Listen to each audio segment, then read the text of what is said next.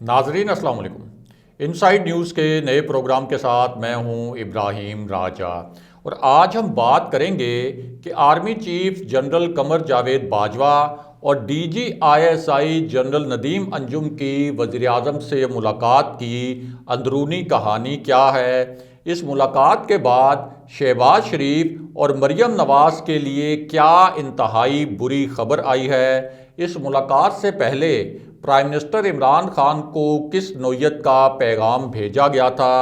इसी मुलाकात में 45 मिनट तक क्या कुछ होता रहा।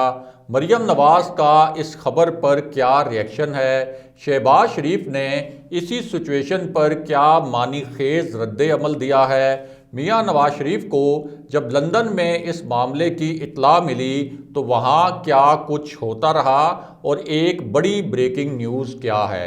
हमारे जिन दोस्तों ने अब तक हमारे चैनल को सब्सक्राइब नहीं किया उनसे हम कहेंगे कि हमारे चैनल को सब्सक्राइब कर लें ताकि उन्हें अहम मालूमात बर वक्त मिलती रहें। अब वापस आते हैं आज के मौजू पर, यानी army chief general Qamar Javed Bajwa और नए DG ISI general Nadeem Anjum की प्राइम मिनिस्टर इमरान खान से मुलाकात की अंदरूनी कहानी क्या है और इसी मुलाकात में जनरल फैज़ हमीद की एंट्री का किस्सा क्या है। सबसे पहले आपको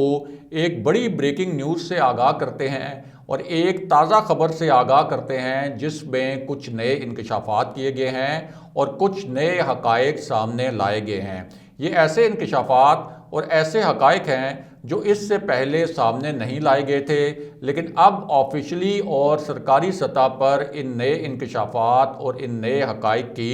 तस्दीक की गई है बाज़ाब्ता तौर पर। और ये जो नए हकायक हैं ये सानिया सियालकोट की, यानी जिस साहने में श्रीलंकन फैक्ट्री मैनेजर को तशद्दुद करके कत्ल किया गया था, बाद में उनकी लाश को आग लगाई गई थी। तो इस हवाले से कुछ नई वीडियोस के ज़रिए ये नए हकायक सामने आए हैं और इसी मामले में एक बड़ी पेशरफ्त भी हुई है, क्योंकि ये जो नई वीडियोस सामने आई हैं इन वीडियोस में ये देखा जा सकता है कि मलिक अदनान नामी एक शख्स जो कि श्रीलंकन फैक्ट्री मैनेजर का दोस्त था, उसने पूरी अपनी तरफ से कोशिश की कि ये जो मुश्तिल हजूम था इसको रोका जा सके कि ये फैक्ट्री मैनेजर के ऊपर तशद्दुद ना करे।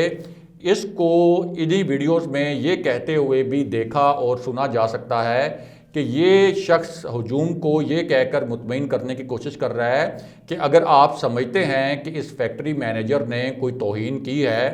तो इसका हल ये है कि हम पुलिस के पास एक दरख्वास्त दे दें या इसके ख़िलाफ़ एफआईआर दर्ज करवा दें। लेकिन उसके बावजूद जो एक मुश्तिल हजूम वहाँ मौजूद था उसने मलिक अदनान की बात नहीं मानी और इस फैक्ट्री मैनेजर के ऊपर तशद्दुद किया। और इसी वीडियो में फिर ये भी देखा जा सकता था कि मलिक अदनान ने अपनी तरफ से फैक्ट्री मैनेजर को बचाने की पूरी कोशिश की, वो कवर अप करता रहा, यानी आप कह सकते हैं कि एक ढाल जो है वो बनकर सामने आया ताकि उसको कवर कर सके। फैक्ट्री मैनेजर को खुद भी मार खाता रहा, लेकिन आखिर में वो इस हजूम को इस दरिंदगी से नहीं रोक सका और बिल आखिर फैक्ट्री मैनेजर को तशद्दुद करके कत्ल कर दिया गया और उसकी लाश भी जला दी गई। अब इस हवाले से जो सामने आई थी वीडियोस, उसके बाद प्राइम मिनिस्टर इमरान खान ने एक बड़ा फ़ैसला किया और वो फ़ैसला ये था कि अदनान मलिक को वीवीआईपी प्रोटोकॉल देकर वज़ीर-ए-आज़म हाउस बुलाया गया। प्राइम मिनिस्टर इमरान खान ने अलग से मलिक अदनान से एक मुलाकात की और इससे पहले प्राइम मिनिस्टर ने मलिक अदनान को तमगा शुजात देने का ऐलान भी किया था। और एक मरतबा फिर प्राइम मिनिस्टर इमरान खान ने ये मैसेज दिया कि मलिक अदनान जो पाकिस्तानी सोसाइटी का एक हीरो बनकर सामने आया है उसको तो हम तमगा शुजात से नवाजेंगे, लेकिन दूसरी जानिब जिन लोगों ने इस फैक्ट्री मैनेजर के ऊपर तशद्दुद किया था और इसके कत्ल में इनडायरेक्टली या डायरेक्टली मुलव्विस थे उनको हम इबरतनाक सज़ाएँ देंगे। और इसी मामले का एक और पहलू ये भी है कि प्राइम मिनिस्टर इमरान खान ने एक आला सतह के इजलास की सदारत की। इसमें चीफ मिनिस्टर पंजाब यानी वज़ीर आला पंजाब भी शरीक थे, आईजी पंजाब शरीक थे, दीगर सिक्योरिटी हुकाम शरीक थे और प्राइम मिनिस्टर इमरान खान को इस वाक़े के मुतल्लिक एक मुकम्मल प्रेजेंटेशन दी गई, एक ब्रीफिंग दी गई और सानिया सियालकोट के बाद जिस किस्म की गिरफ्तारियां की गई हैं उस हवाले से मुकम्मल तौर पर प्राइम मिनिस्टर इमरान खान को ब्रीफ किया गया और प्राइम मिनिस्टर इमरान खान ने कहा कि इस साने से हमारी पूरी कौम का जो सर है वो शर्म से झुक गया है। जिसके बाद प्राइम मिनिस्टर ने आईजी पंजाब को और चीफ मिनिस्टर पंजाब को ये हदायत की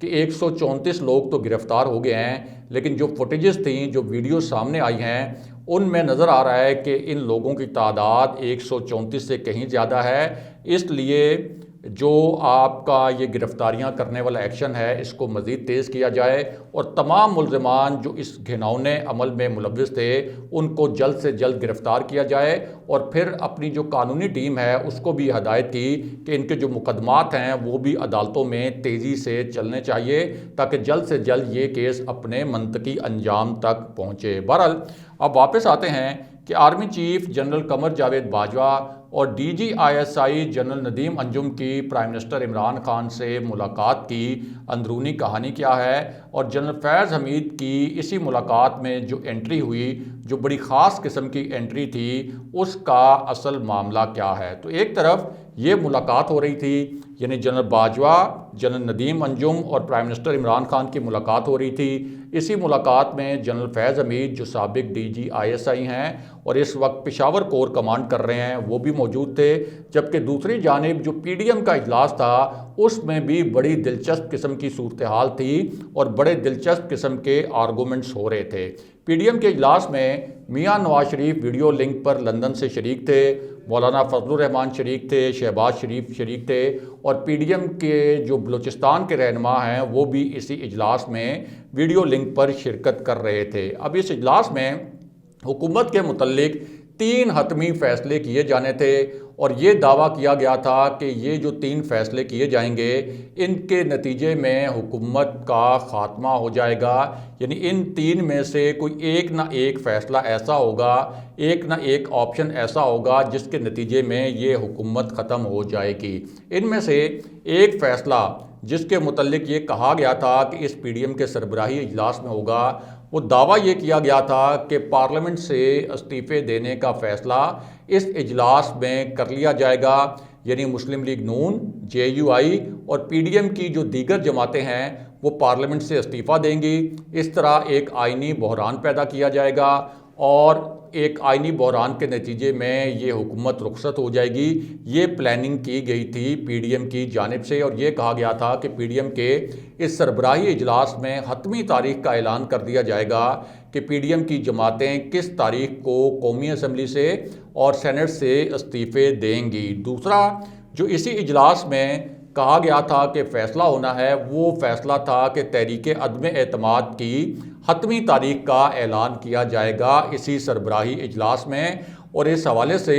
जो पीपल्स पार्टी के साथ राब्ते किए गए थे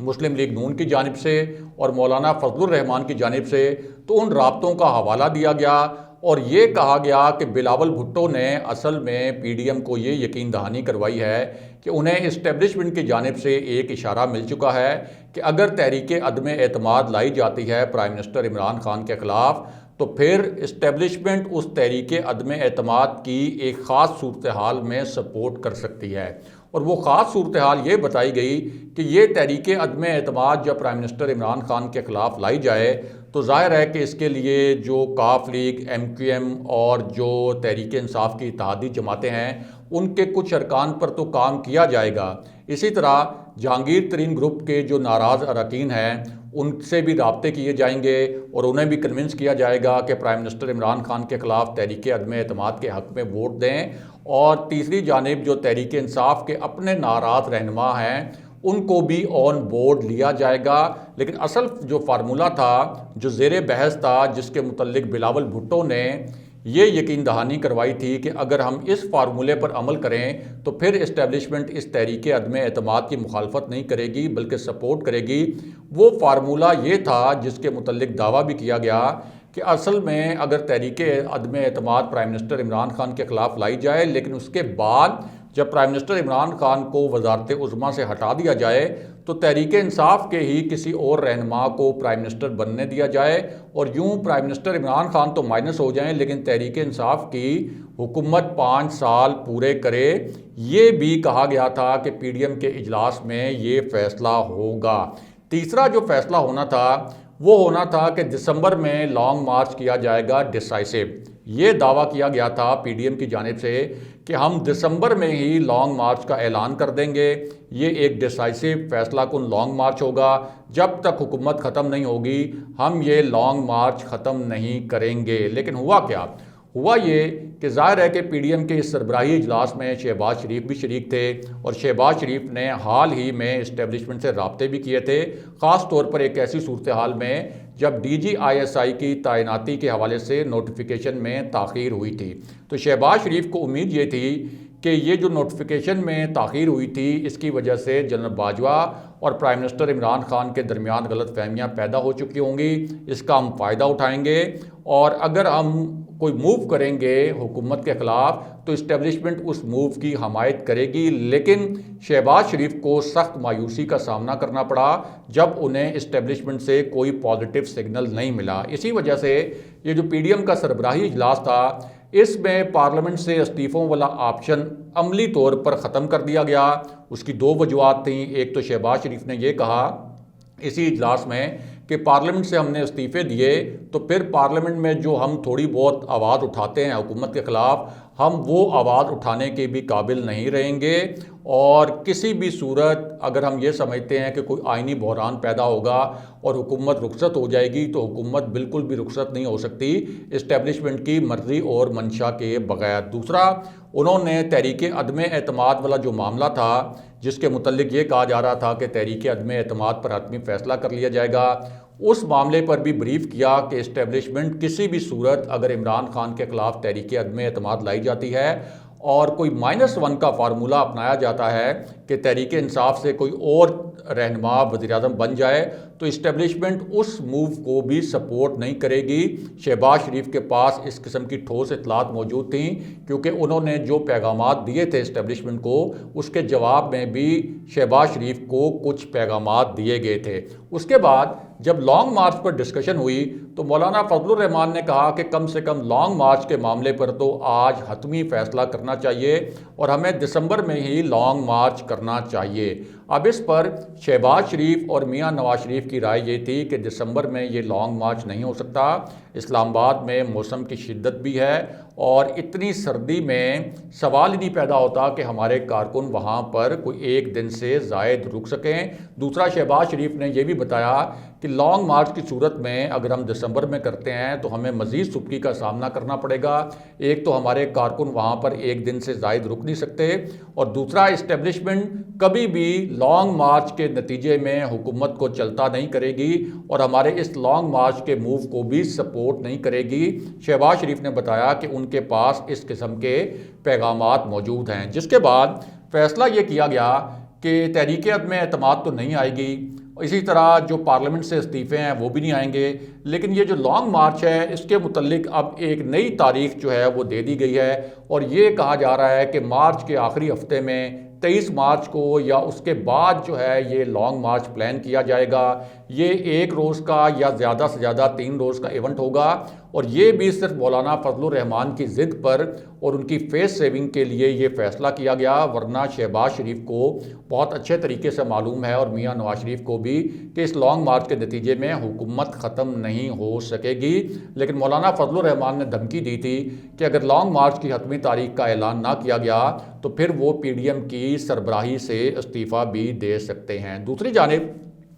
एक तरफ तो ये सरगर्मी हो रही थी, पीडीएम का इजलास हो रहा था, दूसरी जानिब जनरल बाजवा और जनरल नदीम अंजुम जो नए DGISI हैं, जो जनरल फैज़ हमीद के बाद नए DGISI के तौर पर जिन्होंने चार्ज संभाला, वो प्राइम मिनिस्टर इमरान खान से मुलाकात के लिए प्राइम मिनिस्टर हाउस पहुंचे और एक ऐसी सूरत हाल में जब ये तासुर बनाया गया था कि army chief general Qamar Javed Bajwa prime minister Imran Khan से कोई अब तक नाराज़ हैं, एक बेबुनियाद किस्म का तासुर क्रिएट करने की कोशिश की गई थी और फिर ये तासुर भी बनाया गया कि जनरल नदीम अंजुम की प्राइम मिनिस्टर इमरान खान से अब तक कोई मुलाकात नहीं हुई, यानी जब से उन्होंने DGISI का चार्ज संभाला। अब प्राइम मिनिस्टर इमरान खान की अपनी मसरूफियात थी, उस वजह से ये मुलाकात अब तक नहीं हो सकी थी। तो इस पर भी बड़े साजिशी किस्म के नज़रियात सामने लाए गए। लेकिन अब army chief general Qamar Javed Bajwa, DGISI general Nadeem Anjum खुद प्राइम मिनिस्टर हाउस पहुंचे। प्राइम मिनिस्टर हाउस में ये मुलाकात हुई। हमारे ज़राए के मुताबिक बड़े ज़बरदस्त और खुशगवार माहौल में ये पूरी मुलाकात हुई। और इसी मुलाकात का जो सबसे सरप्राइजिंग एलिमेंट था वो ये था कि जनरल फैज़ हमीद भी इस मुलाकात में खुसूसी तौर पर शरीक हुए, जिनके मुतल्लिक मुस्लिम लीग नून ये दावे कर रही थी कि शायद जनरल बाजवा उनसे भी नाराज़ हैं और इसी वजह से जनरल फैज़ हमीद को सिंगल आउट करके उन पर इल्ज़ामात लगा रही थी मुस्लिम लीग नून। और इसी पूरी सूरत हाल में जो मरियम नवाज़ और शहबाज शरीफ के लिए आप कह सकते हैं कि बुरी खबर है, वो ये है कि इस वक्त पाकिस्तान की जो इस्टेब्लिशमेंट है वो अपोजिशन के जो तीनों मूव्स हैं, यानी तहरीक अदम एतमाद हो, पार्लियामेंट से इस्तीफ़ों का मामला हो या जो लॉन्ग मार्च का मामला हो, इस मामले पर अपोजिशन की किसी किस्म की सपोर्ट करने के लिए तैयार नहीं है। यानी मैसेज बिटवीन दी लाइंस ये है कि फ़ौज बतौर इदारा एक मुंतखब हुकूमत के साथ खड़ी रहेगी। और इसका मतलब ये है कि मरियम नवाज़ और शहबाज शरीफ के लिए पैगाम ये है कि एक तो प्राइम मिनिस्टर इमरान खान के लिए जो -1 फार्मूला तैयार किया गया था वो फार्मूला बज़ाते खुद माइनस हो जाएगा, यानी प्राइम मिनिस्टर इमरान खान अपने 5 साल पूरे करेंगे वज़ीर-ए-आज़म के तौर पर। और इसी तरह तहरीक इंसाफ जो है वो भी अपने 5 साल हुकूमत के पूरे करेगी। इस तरह से ये जो तमाम प्लान शहबाज शरीफ, मरियम नवाज़ और फजलुर रहमान और मियां नवाज शरीफ ने बनाए थे, ये एग्जीक्यूट होने से पहले ही नाकाम हो गए हैं। अगले प्रोग्राम तक के लिए खुदा हाफिज़।